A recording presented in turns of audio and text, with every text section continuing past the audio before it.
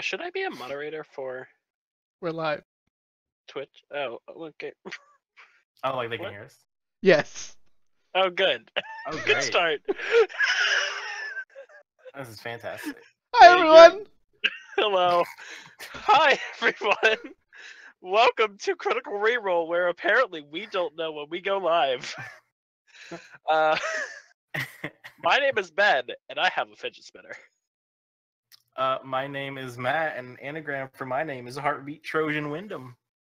My name is Dusty, and I once was a bandit, but was reformed by a local band of adventurers. Oh. Oh. And tonight on Critical Topical. ReRoll, we have episode 99, and we are discussing episode 23. Have Bird Will Travel. So, there's a lot of small things that ended up going on in this episode, it seemed. Nothing really huge, but a lot of small events that really culminated into one amazing reveal of a town that we have all been waiting for. Hupperdook! Wop wop wop wop wop! Party like a Hupperdook party, because a Hupperdook party don't start until apparently dusk. Yes. Were you planning that? Nope. So It feels like something you've been waiting to say. Sorry. Nope. I started the first thing is like, how do I end it? How do I end it? I feel like that's most of your jokes, Abernathy. But I landed the dismount. So, one of the first things that we have to discuss is the Mighty Nine's increasingly bad decision making with choosing their battles sometimes. And that can sometimes start with deciding to throw a boomstick into the lair of a troll. And that's what's funny, is like they get to actually choose this battle. That doesn't always happen. Yes, but they really wanted that 100 gold, apparently. So they ended up starting off by going back to that troll, and we're like, we should get 100 gold back from whatever that Still don't remember his name. guy's name. He's irrelevant because he did. Yeah, he very dead. And he was very creepy, so it's kind of okay. Yeah. I was kind of questioning their decision. On one hand, it's a really cool fight, and I really did think that they could win. But on the other hand, Ford almost died.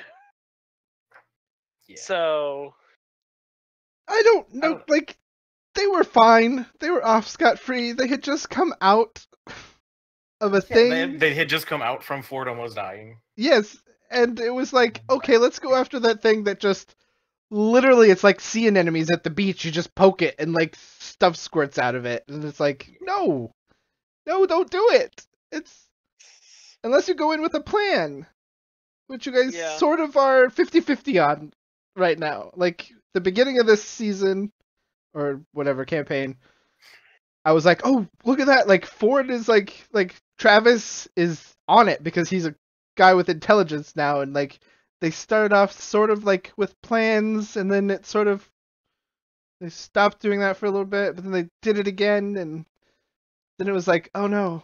But then I guess kind of going in, I mean, they like Abernathy said, like they chose to go in, so it was kind of like. Yeah, like they actively decided, okay, hey, this thing that almost killed Bo yesterday, let's go kill it today, because we're all back up to full health, which they were that day anyway. It's interesting because if you look at the party dynamic of the Mighty Nine, they have not been necessarily good or evil. They've been very much in it for whatever benefits them the most at the time, which is fine. That's how most humans are, or most beings are in this case. But they actually did a really good deed by going back and killing the troll, because that troll could continue to like pick off wandering adventurers and continue killing. So that's good. There is a good side to what they did, but it doesn't necessarily fall in line with their character, and they wanted to do it to get 100 fucking gold. Yeah, I was gonna say, like, they didn't do it with good intentions. Yeah, it wasn't all true. It was just we want the money that we gave that guy. And I understand that, but it's interesting to see that the repercussions are actually quite good. That this troll is now not alive and gonna start picking off people that are going through the swamp. Well, what I thought was cool, because originally I was like, oh, this is another like Mercer special monster, but no, he actually used one straight out of Mordenkainen's Tome of Foes. Mordenkainen? I forget how they said it. I say Kanan. It is Mordenkainen's Tome of Foes. And that's Kanan. Tomb. It is Kanan. That's what it was. because they like corrected it. No, but he took it out, and this thing is just like ugly. It is Where ugly. is it at? There Oh it is. dear lord! It's like the Okay. thing from like well, Matt made this reference, and I wonder how many people who watch the show actually watched Legend or are old enough to know what Legend was. Because he describes it, there's a fat troll, and I can't remember his name now, but Scratch. it looks like that troll from Legend. Yeah, but when it takes any damage that's not psychic, everything within 5 feet takes 2d8 poison. It did have enough skulls for wind chimes. King. Yeah. Yeah. Even though it wasn't a well-traveled area, even trying to calm that marsh and make it a little bit more inhabitable for anybody in the future, they would have had to deal with it. They did a good thing. Well, not for the right intentions, but they did a good thing. Yeah. So that was my one thing, is that it was not great of them to do it. It was not smart of them to do it. But overall, it had decent repercussions. And they officially became a group in my eyes because they were exposed to a troll dick. And that was like a super important thing that they always talked about last campaign was, hey, remember that time we killed a troll and we still have the dick in the bag of holding? This is true. That like a rite of passage. Yeah. Yes. You always had to. You had to just go below the belt, didn't you? Always. Below the weird leather loincloth. But it's interesting. So one of my things that I wanted to kind of talk about was like they're kind of still trying to get into combat roles. Because they have, like Ford has been favoring ranged stuff. But now he's finally trying to like get in there and do some melee stuff with his sword. Didn't work out great. And apparently he's using a shield now. Is that new? That's like that. I don't know if I wasn't paying attention, but like that felt new to me because he mentioned the shield and like, wait, when did that? Is that something he bought at Pumat's? He must have, because I don't remember having one. I must have spaced that out. Yeah, if chat will anybody probably knows. Yeah, he bought a shield according yeah. to Uncle Luke. Yeah. Thank you, Uncle Luke. Uncle Luke always there. I tend to zone out when it comes to shopping because I hate shopping in D&D. Shopping and combat for me. Oh, and see, I actually really like the shopping. Nope. Sometimes I will always send messages to my DM and like, this is what I want. I'd rather be doing stuff that, unless that DM has like a thing that pushes a story forward, I want no interaction. I just want a list. I want to magically get it, and then I want to go along my way because shopping bores me to tears. But that's just me. And that's just the wonderful thing. I don't like haggling, but I like being able to go in and talk to the shopkeeper, get a little bit more flavor for the area, and that's completely fine. That sometimes I'm not wanting it. Sometimes yeah, if I want to look for some flavor, I'll RP into like a shop kind of thing. But if I know exactly what I want, I just send a message usually and just you just tell them what you want, what you really want. I want a zigga zigga zigga. That's the words. Got it in one. Yep. But so we've got now Molly Mock is still kind of figuring out where he wants to be in combat, and it might have been just because it was rough terrain, but he's kind of realizing that hey, he has the most hit points because of the class that he wanted to go with. He had to like build up hit points. So he's trying to get into melee now, which is great because he's dual swordsman. And just this was not the right fight combat. Yeah, like this is. You don't want to be close. Well, yeah, and like this was one of those unique combats where this thing don't want to be in melee. Like it is just gross and dangerous. And I mean, to be fair, this plan was moderately thought out and done okay. And the start of it was. The start of it was. Like they had an intention. They managed to not like. They managed to get the boomstick into the thing, which I loved because on the second try, but still it didn't have anything to light it with. They didn't trigger the troll to come out of there. I mean, they got the spirit of what they wanted to get done in the beginning done, and then we got to see Matt destroy a map, which I freaked out because I thought he was going to cut the troll mini. I freaked out. I still freaked out that he cut the tree, and then I was like, what did he make that out of? Like it kind of looked like it was seaweed paper or something, like construction paper. It was interesting. But yeah. The rest of the fight didn't go all that good. It wasn't great. Ford went down a couple times. Literally. But overall, I think that they learned something from this. I'm not sure what it is, but they probably learned something from it. Yeah. Something was learned. Something's always learned. We got to see Molly use his new sword, which I was wondering where he got Misty Step from, but it's from the sword. Yeah, True. that's. I love the fact that now, there could be a little. I hope Travis uses Blink more and rolls well, because I like the idea of both of them just sort of darting in and out. Which, though, side effect wise, it will draw attention more to beasts moving around towards people that shouldn't really be getting hit, maybe. But yeah, they have an interesting party composition. Well, like, it's definitely interesting because like their dedicated healer doesn't really want to do that, which I love. I do like how salty. Just how it's always like a chore. Like, I guess I'll go over there and heal them. I could hit him with my giant lollipop. Well, you know, and it's interesting too because we know eventually. I mean, no one who watches ReRoll doesn't think that Laura's gonna have a baby. She's gonna be gone for a while, and like, what's gonna happen with like the healer role with that? Like, is Matt bringing in some? Yeah, like the healer is gonna be away for a while, so that'll be interesting to see how that comes out later. Oh yes. And something Uncle Luke pointed out: the slow cast. The cast of slow on the troll was so key in that fight. So I didn't realize what slow did until he cast it, and then I read it, and I'm like, oh, I should use that more. It's the best.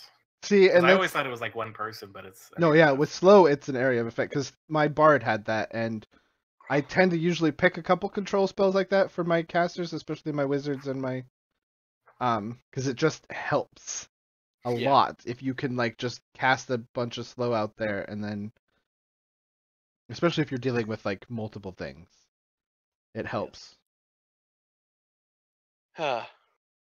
So another topic that I actually had going from the troll and back into the town of Stillben was Barrowben. Swamp Ben. I'm a swamp.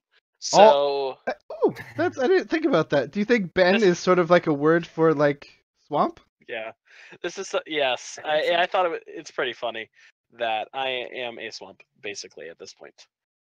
But it could be. We don't really know too much of why they're both called Bens, but interesting. Well, you know, the fen is a word for swamp. Maybe it's a play off of that. Who knows? I don't. Anyway, sorry. The troll fight was actually pretty beneficial for them, more than just like killing the thing, but they also got the troll heart, which is important for the next part of what they did with your favorite part, shopping.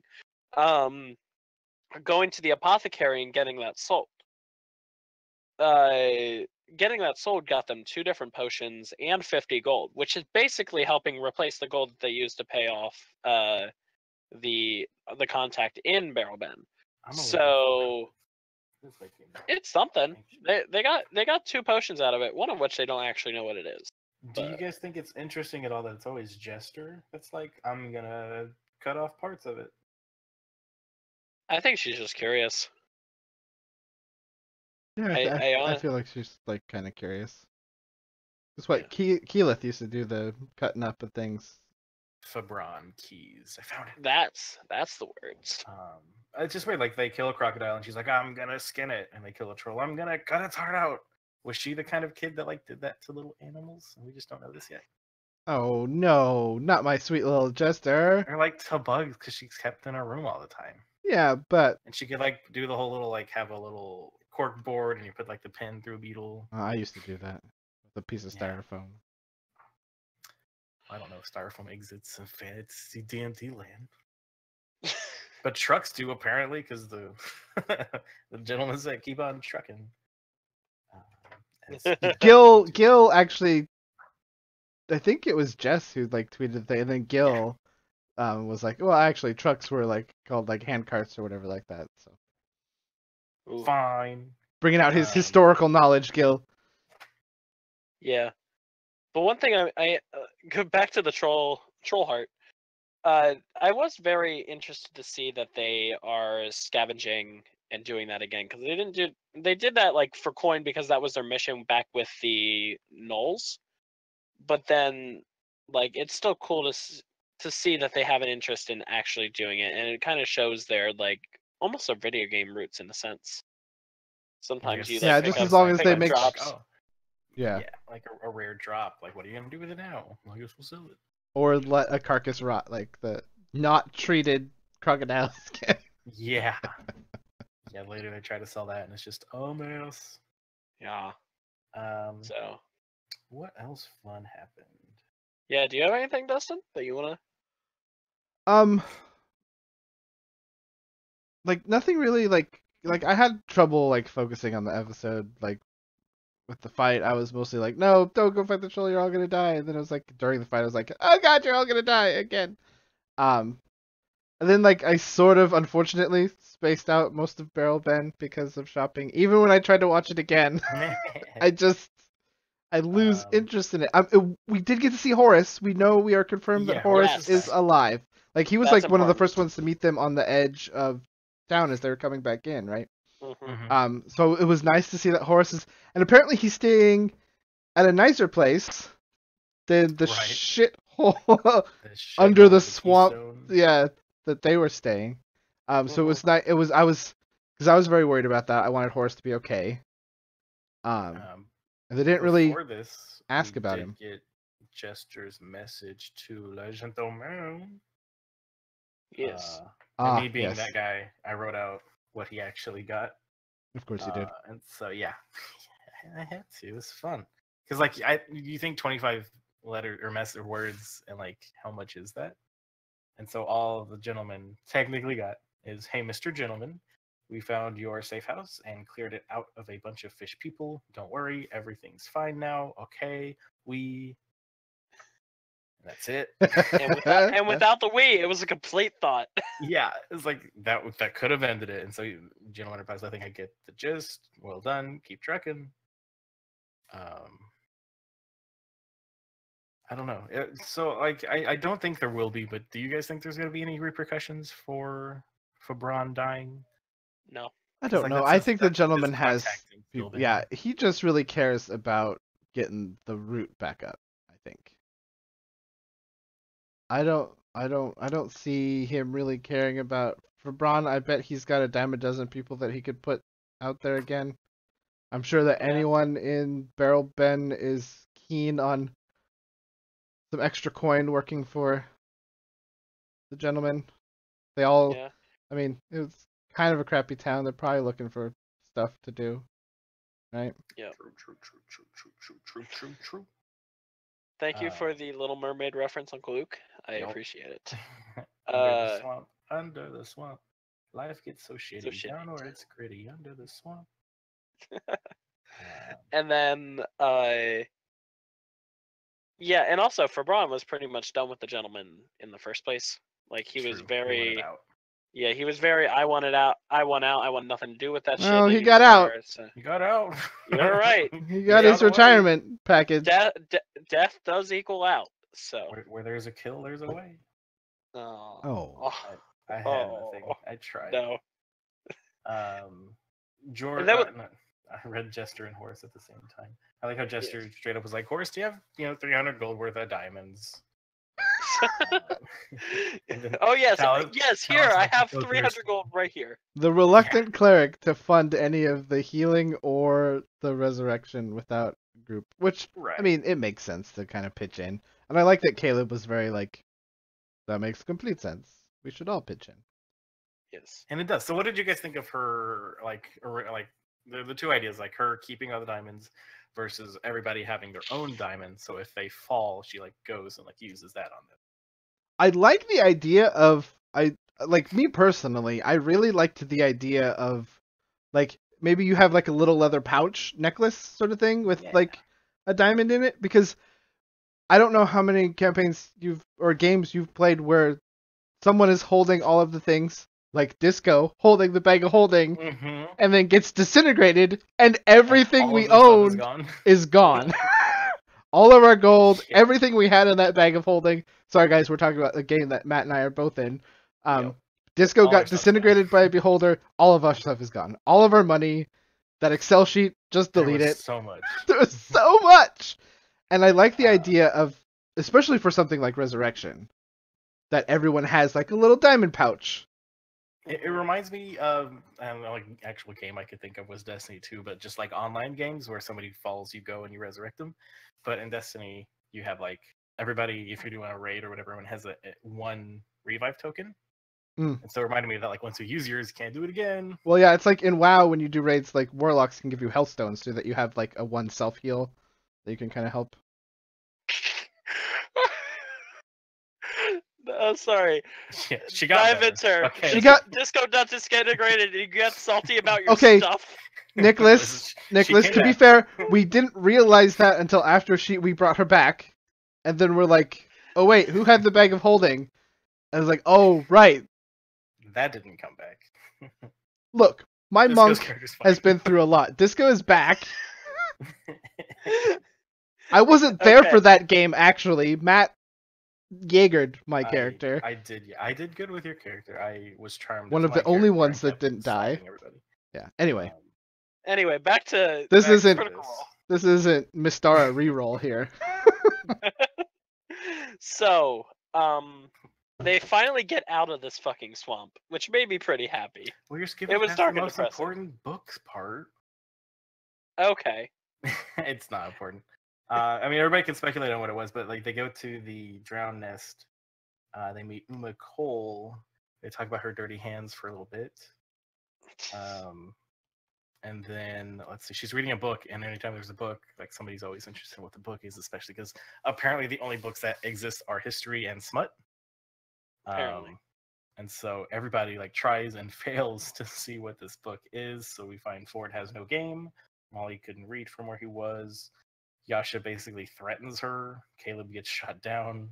And then later, Molly finally is like, okay, I'll give you gold if you just tell me. You don't even have to tell me. I'm giving you the gold anyway. But I won't tell them. And it's feather leather. Is the book.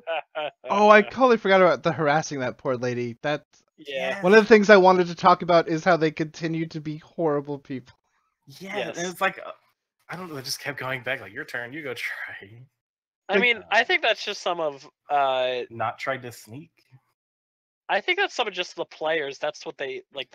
They get a chance to be harassing people in D&D because they don't want to do it in real life.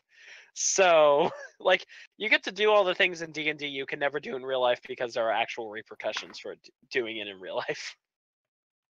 So I understood what they're doing. It was funny. I hope it doesn't do it again necessarily. Oh, I think it's kind of like a mini game for them now, like find all the books. That's how you get the achievement at the end of the campaign. Did you find all of the smutty novels I had to write before this campaign? Yeah. I think at the end of the campaign, Matt hands out like achievement tokens. Like yeah, achievement. You found, feathered leather. You found the tusk glove. You didn't find a funny thing happened on the way. I don't know. I can't think of a book name. I'm not gonna start. I was right though about the sending spell when I thought, or when Jester leveled up, that she was going to use it to talk to her mama, and she did. Oh, and we got to see a little bit, or got to hear a little bit of her voice. That was nice. Yeah, my favorite part. So Jester does again. This is what her mom hears: is, "Hi, Mom. I got a new spell. I want to say thank you for the package you sent. I know that it was really," and that's it. And the response was a gasp. And when she gasped, if you look over, you see Travis like happy because his wife. Oh yeah, Travis's face. In her, like, was so good. Story. Yeah, Travis, so I like Jester, Travis's blah, childlike blah, blah. giddiness when anything happens in D&D. Yeah, anything other than shopping, he is Oh yeah. the most like child. Nope, I am complete with him. Well, I think sometimes a little bit of the planning, like if it's different this time because he can participate. Like when it was Grog, he didn't participate in the planning, and I just remember the Borgal fight. I happened to be like visiting Jess at that time, and we were in like Nova Scotia, and it was like 4:00 in the morning, and they still hadn't actually like started the actual Borgal fight, and it was just planning. And I remember both of us being like, "Oh my god, just start!" And then like Travis was also like "Oh," but yeah. He's usually like super giddy when it's like backstory or something like that, or especially when it's now like his stuff too. Especially interesting now because everybody's forcing, not so much forcing, but expecting him to talk because he's got the high charisma mod. Mm-hmm. The bane of having the charisma in a group. Yeah. Yep. And then we get a little more about Ford as he confides in Molly about this S word or sword. I like Talison's one-liners, always have. My favorite one was, "What happened on that boat? I think something might have followed you." I'm like, that's so cool. Yeah. That's what happened. Allison's always so good with his lines. Like, he just Mhm. has some solid gold stuff. Mm-hmm. That was a wonderfully awkward, like, I come into my room, I want to show you something. The internet had some fun with that. Yeah, they did, as the internet does. Yep. That's the internet. Can I confide So- in you? They gon' fuck. Nope, that summed it up right there. We can go on now. Yeah. We can move right There's along. always those memes of like reading smut. When they gon' fuck? Yeah. So they finally I'll- get out of this. They fucking do. stuff. And to me, I was actually very happy that they were finally leaving. This place was dark and dreary. And they get on the road. And I like how Matt is like, for expediency, let's not do every single night 4 watches each. That makes sense. Yeah, it makes sense. I've had DMs that have done that in the past. And I'm just like, please no. But some interesting stuff actually does happen on the way. Well, one interesting encounter. So the best encounter that no one thought was going to be coming back necessarily.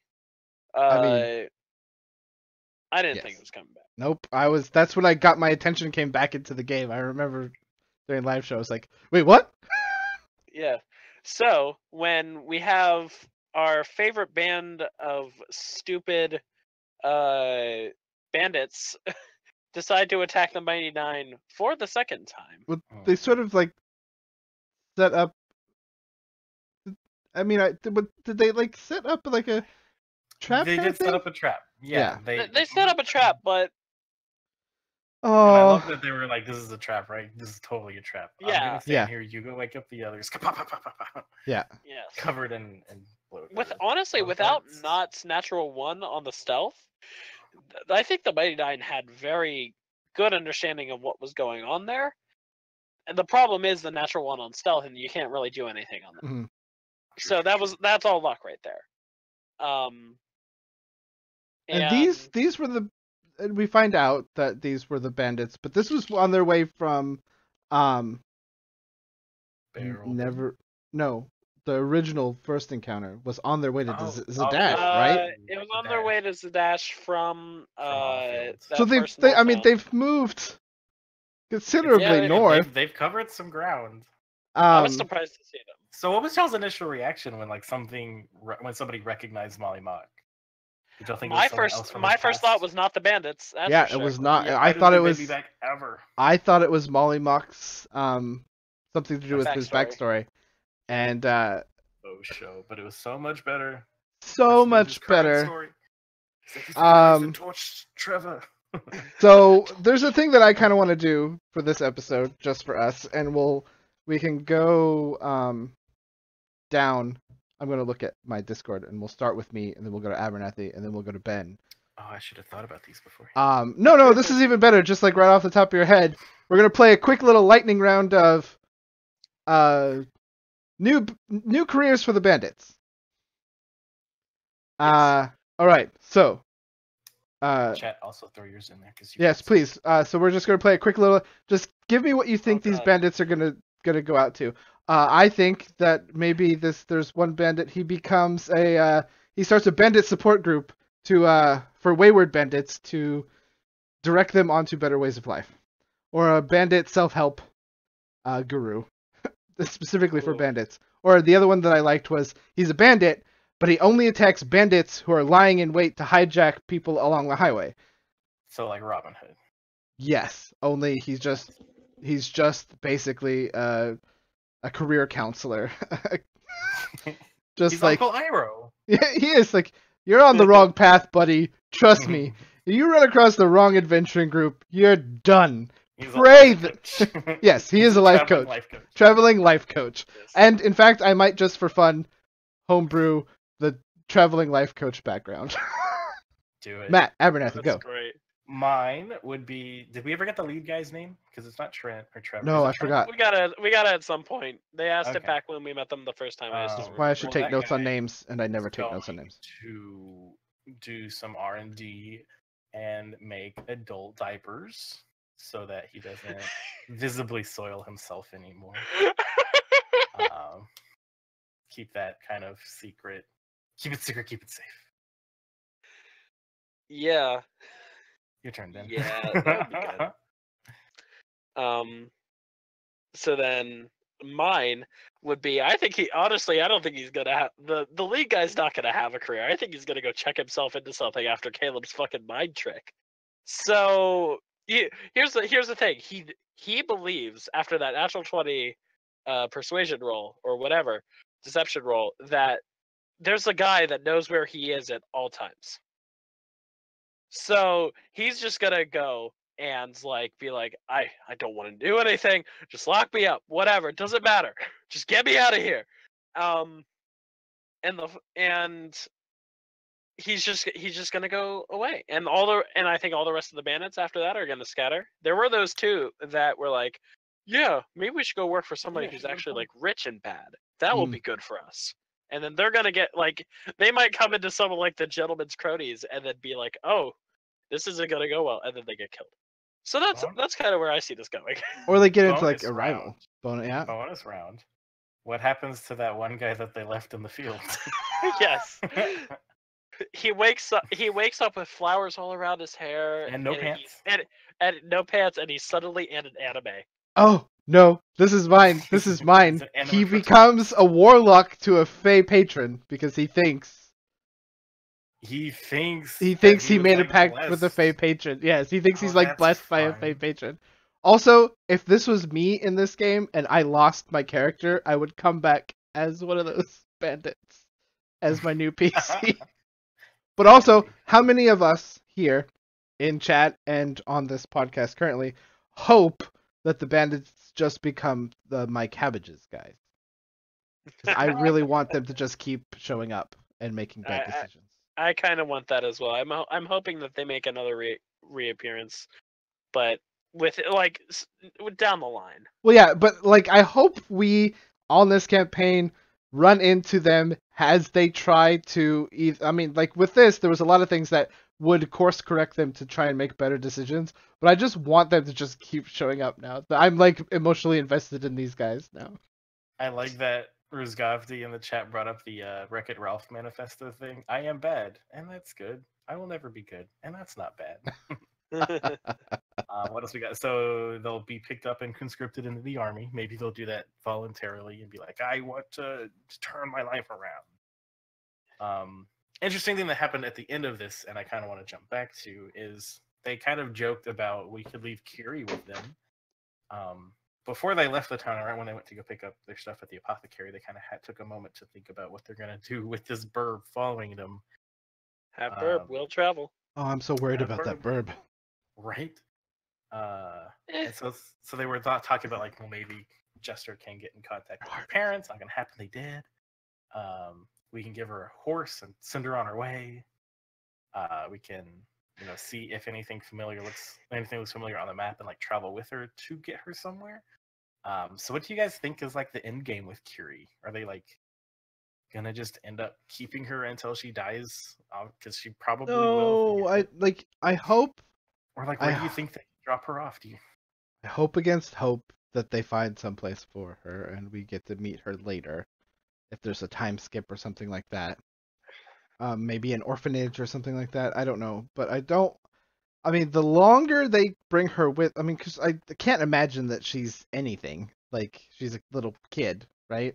Yeah. I can't imagine she has, unless they, start training her and, and giving her a purpose. Yeah. I'm hoping that they start training her. I actually hope that at some point she gets a character level of some sort. Whether that be a rogue because she really likes to stab things. Yes, or if they can bring her, if Bo would bring her back to the Cobalt Soul and have her train there, that's a pretty interesting idea, in my opinion, because having a Kenku just in that kind of environment would be interesting. Being able to, with their ability to repeat. But then also, Repeat if secrets. they brought her to the gentleman, which isn't very smart, but possible.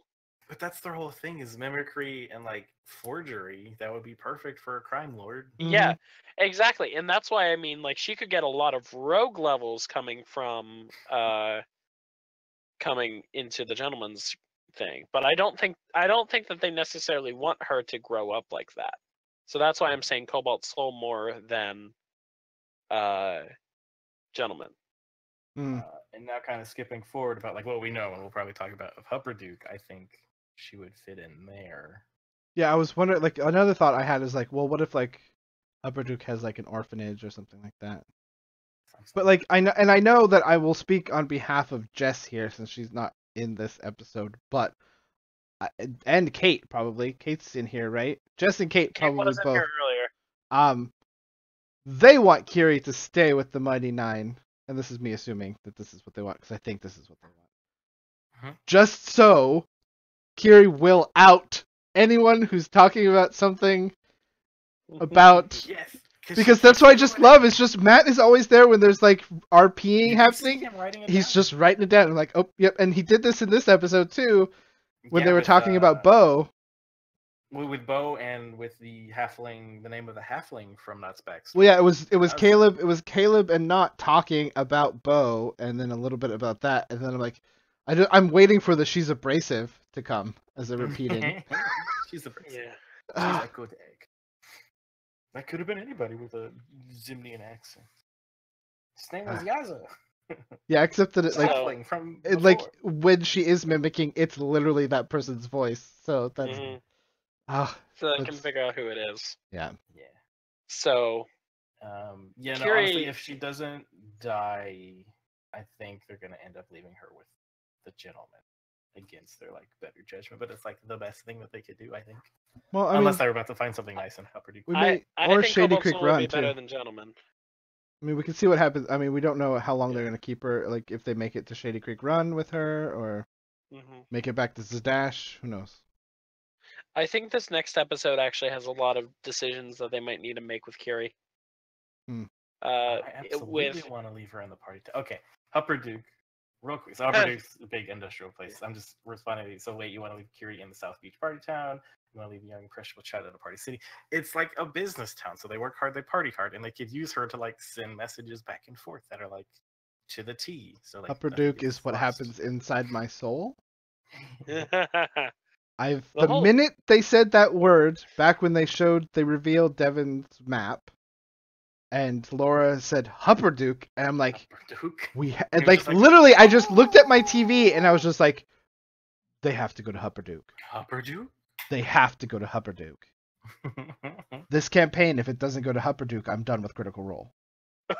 Oh damn!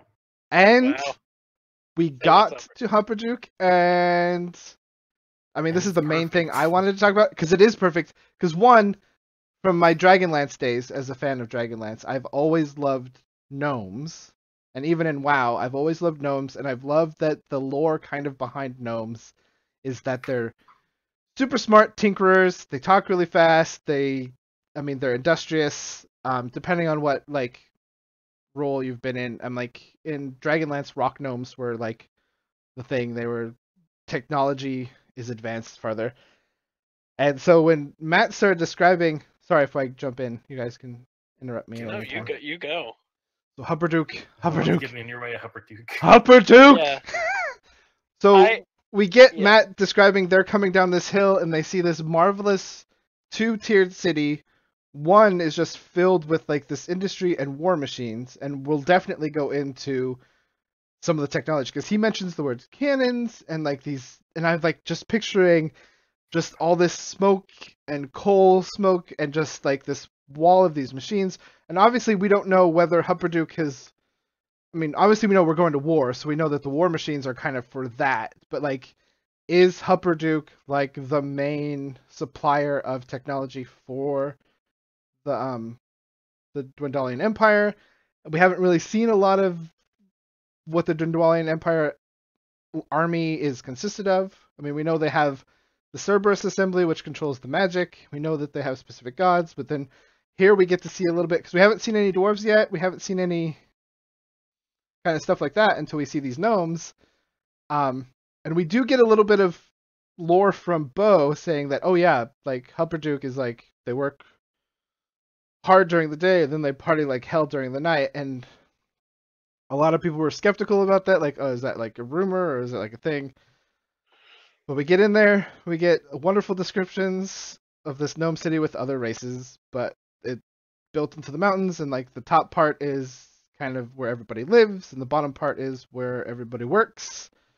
And we meet. I never take names down, and I really, Matt, do you have it? Risa. A gnome woman, right? Yep. Who kind of brown, reddish hair. Yeah, who kind of like offers to give them a little Nomi tour. Stark, you son of a bitch! Sorry. Thank you, David. Thank you. Found it. Oh. So she kind of gives them a tour. They almost push it a little too far with their assholeness. They But, are, like, don't they usually? They do. They'll just start inquiring into her personal life, which, I mean, to be fair, that's Bo's character to a T. oh yeah. So I don't blame Marisha for doing that whatsoever. They are assholes, but Yeah. I think that they're starting to. think some of them are starting to realize that they are assholes. They should probably be careful about like. Yeah. Well, that's what I like too, because like from a video game standpoint, you're always just like you ask questions like in an RPG, like, and people like just spout out their backstories to you, right? Yeah. But then like D&D, like you start just getting pushed, like, who the fuck are you? Like, I don't know you. I'm not gonna tell you everything about my life. Yeah. Right. But anyway, just to recap up our introduction to Hupperdook, they're getting up there. They're trying to find a place to stay. They want kind of like a fancy place. And then we get dusk falls and fireworks, which leads into, and we get fireworks, and then all of a sudden it seems like There's like screaming and yelling, and like they have skyscrapers. I mean, they look like they're gonna fall over skyscrapers, but they're sturdy.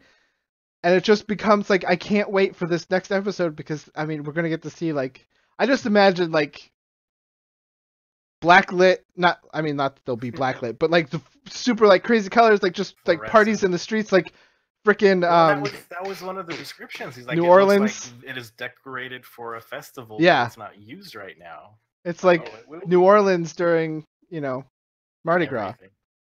Well, but like Mardi Gras specific. And so I'm super excited that that's what we're going to see. But there's a few things that we get lore-wise that Matt and I were talking about. We could do the counterpoint. Oh, yeah. Okay, so... I'll let you take that. I'll direct this. All right. You'll be the moderator? Okay. Yes. Well, okay, so I decide who wins. There we go. Oh, God, I didn't No, do the no, date. I don't. Okay. I'm winking Campaign at Ben one right now. was like 20 years prior to this. Campaign 1 is when Percy, so we think, invented firearms. He was like the first one that used gunpowder that way. Mhm. And so one of the first things they notice when they get here is the long metallic tube with like a wooden buttress at the end, and it's a gun. But with the lore that we got from Bo, they have been doing like technological things for quite some time. And she gets this from like seeing the testing area. And so they don't know if the testing area itself is new or like what is new-ish, but like they've been doing this sort of stuff for a very long time. So I was thinking like, did the gnomes invent the guns first over here and like Percy invented it the first over there? Or is this technology something that was brought over to here and like the gnomes learned about it and picked it up and improved it and made it like more mass produced? And that's my Dustin, theory. counterpoint. Well, my counterpoint, like that, I believe that Percy is the first Oh person shit, I to... said yours. I'm sorry. Yeah, you did say mine. I couldn't stop. My point is, Matt believes gnomes invented, maybe it was two isolated areas that invented the same technology, which isn't unheard of. I believe that Percy is the first one to utilize gunpowder in that way because of the machinations of Orthax. But we know that Ridley came from this area and probably still had contacts, and we know that she took that technology And we know that Percy developed an army, and it's really quick for this sort of technology, especially in the war that like the fight for Vecna and all that, like that was out there, that was a Pandora's box that was unsealed, and I feel that would have spread like wildfire amongst gnomish communities, technological savvy communities. I believe that it was sort of probably perfected and brought out into a wider array of technologies by spreading across the land. So like I think that they took it like to the farther steps than Percy probably could ever have possibly imagined it going. I don't know. That's just me thinking. I don't know. Yeah, it's just weird because, like, yeah, Victor was the only person that we know of that had refined gunpowder. Yeah. According to the Pullout King, somebody on Reddit said that Ripley was the one that brought the guns to King Bertrand, which released the information to the continent. I have another theory when we get a chance that I just thought of. Oh, I don't know. So, like, maybe like Orthax is some being of invention and like started over here, went over there. Like it's like everybody make guns. So, maybe Orthax is still a player. Matt, why are you stealing my theory that I was just about to talk about? Oh no! That's what I do. That's so okay. my thought was Hupperdook has guns. Orthax brought this knowledge to Percy, or Orthax is over here now. Yeah. So my thought was, maybe it's not Orthax in general, but why couldn't there be another entity kind of like Orthax that has made a deal with someone over in this area? If there's a god of guns. Yeah, what if there really is a god of like, or a demon? What if it's like Vulcan demon from lord? American Gods, right? Like he rebranded himself. Oh, So that's okay. it's one of those things that like there's so many different theories and we just don't know enough information yet. But Yeah. there could be otherworldly powers in play other than just migration of knowledge. Picture demons around the water cooler, like guys. This guy, he's batshit crazy. He put this powder in a tube and it shot out a bullet. Guys, get more people. This is fun. I hope that if there is a campaign guide to Mercer, you heard me start running it. I'm sure you probably are. He probably already started. Come on. I want a little bit more of like the gunpowder and Percy's like legacy to kind of see like. I mean, I know that it'll probably be like the history of that whatever area he chooses it to be. Probably Wildmount, maybe just that, and then a little bit. I want to see this whole continent that obviously ends in Vasselheim on the other side of it, but now the things that were kind of built that they were looking at, I think there were three main ones. So there were large wheeled platforms that had spear throwers on them. Yeah, like. But the like interesting thing was what it was followed up was that it looks larger than any animal that could pull. Mm-hmm. So it was like, is it multiple animals? Are they like in control of? Is it motor driven? Are there motors? Is it motorized? Is it like steam powered? Did we find the steampunk of Wildmount? Oh, I think that's the entire vibe I was getting. Well, we heard horns, right? We heard like whistles, right? Yeah, you heard, was it whistles? I forget how he described it. I think he described mainly as noise, but like, because there's not a horn mechanically, or like a mechanical horn made yet, I don't guess. So he's I mean, it could have been like steam whistles and things like that. I don't know. Yeah. I think that might be my brain. Yeah. And then there's large 30-foot mobile towers that have like armaments up top. Battering ram, and then he said there was a 15-foot long cannon that had like a 3-foot wide opening. Yeah, that's a big. And then like a testing ground. So this is Ruzgafti with Nomi Stark kind of called it. Now the interesting thing that I want to know is like, who are they selling to, and are they selling to both sides? Kind of like, was it Rogue One, where they get in the ship and they're like, oh, this people make X-wings, and then they also make TIE fighters. Yeah. Like, are they selling to both sides of the war just to profit? Yeah, people do that. That's for sure. They do that. This is a thing, but the Dwendalian Empire is pretty controlling. Like, would they even allow that? So it would be more like underhanded selling. Exactly. Yeah. Black market. We know there's some interaction. Yeah. Well, we know the Myriad. I mean, we don't know what the Myriad's doing over here. That's true. We know that. Yeah. So, I mean, we know that they have a presence here because of campaign 1 and this campaign, but we know that. What if Ripley had a kid? Believe it or not. Ripley's, believe it or not, child. Yeah, which also could be that's who the Orthax went to, is the child, or Orthax, whatever. I don't know, somebody who has vengeance in their heart. Because like they didn't kill Orthax, they like severed his bond with the material plane. Like he's still out there. Yeah, I feel like he's still out there. But yeah, so he describes there's large event pavilions that aren't used. I was excited that it's majority gnomes everywhere. Yep. It's discovered that it is a fucking party town. Like Oh. they work hard, they play harder. I can't wait to see what happens. Sam's looking for what platform shoes, glow sticks, and pacifiers. So I don't know, man. Honestly, there's a lot that we're gonna lead into next episode, just exploring Hupperdook. I think Matt knew that they were gonna come here at some point, so he's fleshed this out a lot for just being a random passing town. And it's just the interesting choice to come to Hupperdook. I'm not a player that usually likes to be sidetracked just for the sake of being sidetracked. I usually like to get on with whatever mission I'm on and just get it done. So, but it is rewarding to see other parts of things like Hupperdook where they really have no business being here other than the name was funny. Like, and they were super open about that when they got there. Like, yeah, business yet? The name was funny. It kind of is.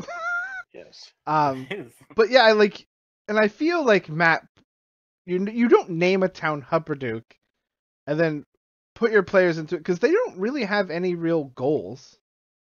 They have a time frame for the gentleman in this job that they've decided to do, these 2 jobs. But there's no overarching evil campaign story yet. Like there's no higher mission for them right now other than just doing shit and taking jobs, and it's fun to just money. And they have the freedom to just like, okay, we're gonna go over here now, or this looks cool, let's go over here. But like, how do you not pass up a town that's called Hupperdook? And it's you great just don't. How early they said like we're going to Hupperdook. So yeah, like, okay, the minute they rolled out that map. I can make this whatever the hell I want. I can make this a big plot hook. I can make this a dumb city, but he didn't. He made it the coolest city that like. There's industrial revolution happening. Yeah, I love it. I love revelation. I knew what you meant to say. Yeah, a literacy. Words are hard. A literacy. Still not a word. And it's an interesting point that you bring up that they haven't really had any like overarching plot yet. Like they're doing their thing, and that's fine, and that's how it should be. To get people into characters until they're at high enough level to do a super good overarching plot. However, there are some really interesting plot hooks with the caravan of children leaving. Whatever that town's name was that I can't remember, and Nofara, and like all the children disappearing. Yeah, they had like, that could be pretty big. Like screaming them in the face. They like run into the caravan and they see families like. I mean, let's face it. We know the big thing that's in this is Xhorhas and war, and I feel like that's going to be sweeping across eventually. But like right now, they have a bunch of little hooks that they can bite at if they want to, but the wave's going to hit them eventually anyway. Yeah. Somehow or some way, and we don't know exactly like how that's going to play out, but we kind of get the sense that Matt, I mean, we didn't know when they started Critical Role, and we don't know how much of like little hints Matt gave for like Vecna being like the big bat. Spoilers, sorry guys if you haven't watched the first campaign of Critical Role. I'm trying to be nice to people who may stumble upon this, but I mean, like, there are spoilers. So be prepared. Like how we didn't know Vecna was going to be like the big thing. There were all these like little mini stories. We know there's another Horn of Orcus out there from the first campaign. We know that all the Illithid left, disappeared, heard a call and went to it. Like, what the fudge is that all about? There's all sorts of little lores in this world, and we don't know exactly what's going to happen, but we know kind of that there is this thing in Rojas, and it's coming into the Dwendalian Empire. And what's And that going to eventually be? something's probably gonna hit, just like when the dragons attacked Amon. Mhm. Like I feel like there's gonna be some sort of turning point where it's like, oh shit, we have to do something. Yeah, but then again, not for a couple levels. I don't. Oh no, like Oh, yeah, that not wasn't for a until what? Level I mean, 9 when they is started the about campaign, they were like Kavarn. 6 or 7 or 8, like in that range, They right? They were level 10 when they started. 9. Yeah, Really? they were 8. They were Some just of them 9. were still 8 in the Were they? beginning. I I remember feel level 9. that they were in the 8s in the Underdark, but I'm sure the internet will correct us. Level 2. Critrolstats.com. Let's go. Uncle Ook says little 8.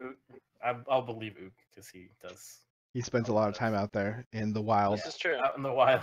8 in the first This is episode, true. Nicholas says. We got corroboration. Okay, I'm incorrect. I'm sorry. Corroboracy. Still not a word. Damn it. Yeah. So I don't know what else. No, I mean, I do one thing. So they said 4th Street in Austin, and I'm pretty sure it's 6th Street. Come on, friends. That was my thing at the end. Was there anything in the episode y'all wanted to jump around to? No. Hupperdook is my main thing. Did y'all kind of catch that Caleb is looking for this stone so we can make it a Philosopher's Stone next level? Oh, that's what the stone was for. I was curious. I figured it was for something in the future. I keep forgetting that he's transmutation. Yeah. That makes complete sense. I like that he does that. I like that he plans out his stuff. I also did that as a wizard. Nice. Shoot. Given how everybody kind of gets Legend of Korra vibes off of Bo, do we think she's gonna find her Asami here in Hupperdook? If you don't know, Asami is like the daughter of the head of technological advances in the Legend of Korra series, where they were also making giant war machines. I finished it, so. Damn. I also did. I guess that's the hill I'll die on. Good luck. Have fun. Roll well. Yeah. Roll well. We kind of talked about it beforehand. Did y'all think it was weird, and if there will be any repercussions on Ford dropping Ophelia Mardoon's name in the wrong town, or just nah? I don't know. How well is she known? She knows the gentleman. Well, yeah. I mean, what? She dropped it to one random guard that quickly realized that he didn't know who he was talking about. Yeah, we kind of glazed over the crossroads, but it's like a town. It's a neat idea that this town. They bought warm clothes. Not bought warm clothes. But that's a big. Yeah, they're intense. And they kind of tricked out. They tricked out the cart a little bit. Yes. It was funny that Molly Monk was like buying stuff to make it a cover, and then they found a cover. Yeah. They have 2 covers. Like 25. They could have. I don't see why they didn't want to take 2 carts. They have so many people. They could have had 2 carts. They got 5 horses. Who knows? You never know what's going on. Yep. I think that's it. Yeah, so basically we covered all the small things that happened in this episode. The biggest one being Hupperdook is a thing. So,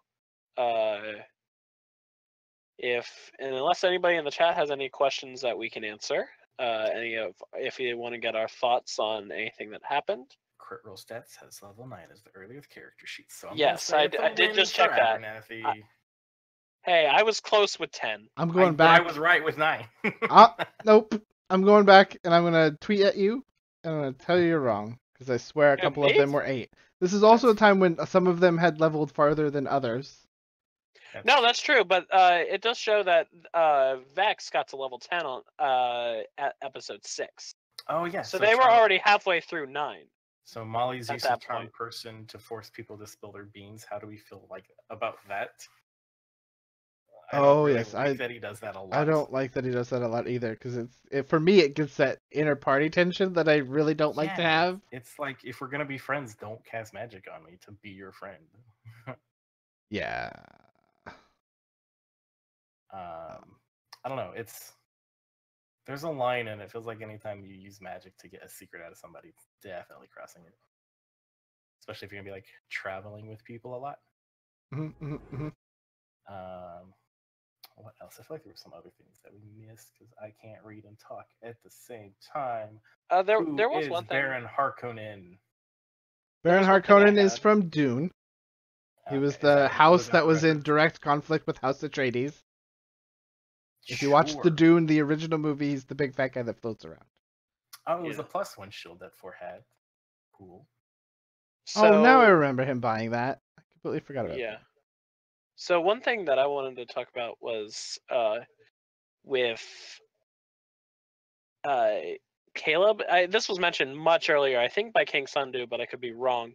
How Caleb was using the mind tricks about on the guard, not the guard, the bandit. How that may be some of Trent's influence. Oh shit! I didn't even think of that. Oh, That's fun. It's some mind trickery Like fear that tactics. was put on him, but because he was trained to feel this way, so Yeah, he's super, almost burped, super like cool with saying that I'm gonna kill somebody.